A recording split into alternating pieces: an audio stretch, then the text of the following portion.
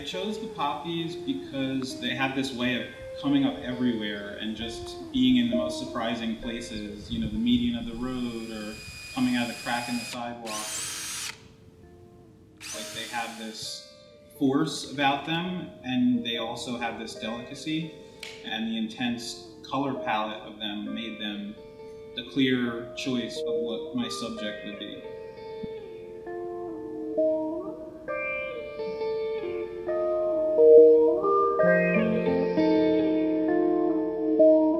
So I've been working with bending plywood, which is a lot like paper, and using certain kind of formats I've been able to kind of unfold the plywood as if it's like paper. So for example, this work, which was an initial kind of prototype for the California poppy piece, you'll see it's kind of long,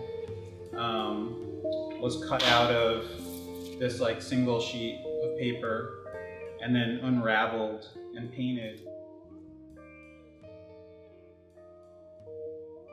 And I got the kind of paintings from observing the flowers in nature and painting them small watercolors.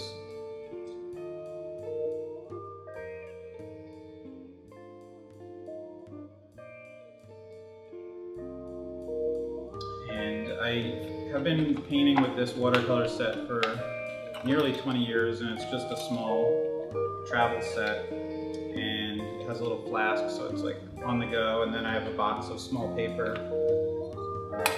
So that's how I got those, and then I shifted away from this more kind of representational depiction of the poppy and moved towards a more graphic interpretation, like almost like a kind of machine interpretation in drawing them. And I felt like by distilling the form, I could kind of foreground the color relationship rather than have people feel like I'm trying to mimic the flower. I'm trying to like evoke more the feeling of the flower through the color. I did pick an actual flower, which is completely faded, but I took this from my neighborhood and brought this flower to the paint store, and this was the color of the petal, which is now completely drained of color. So they mix this color and they mix this color from the stem of the flower. And these are what those two colors look like on a larger scale, and I use these two colors as the only two colors in my project, except for the platform that they rest on, which is this kind of pale gray, and that is called San Francisco Fog, is the actual name of the color.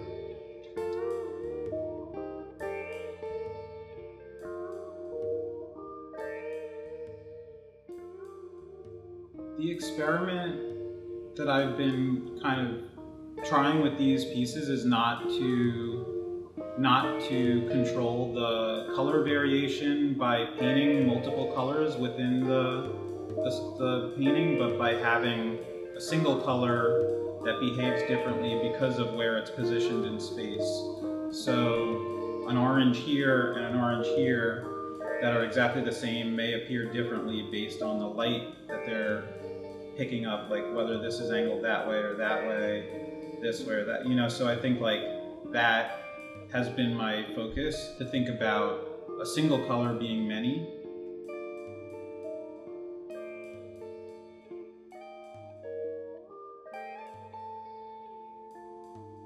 With the looping, it feels like reminiscent of like walking, or there's something physical about it, like the body in movement, this kind of like stepping.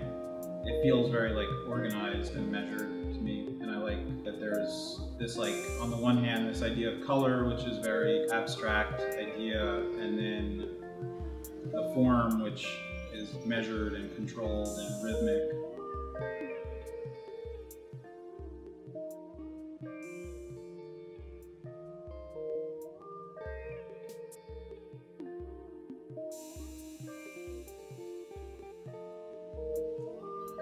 That also somewhat connects to like the fact that color is all wavelengths. So like again, having this like wave pattern maybe echoes a little bit of like the scientific side of like the way we perceive color and wavelength.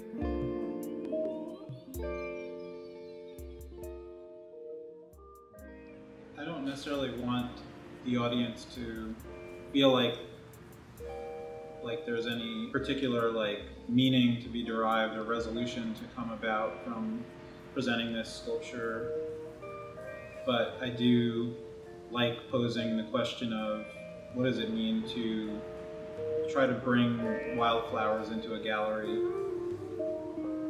you know, kind of knowing that it's an impossibility that wildflowers could live in that space without natural light. They would be closed up if they were.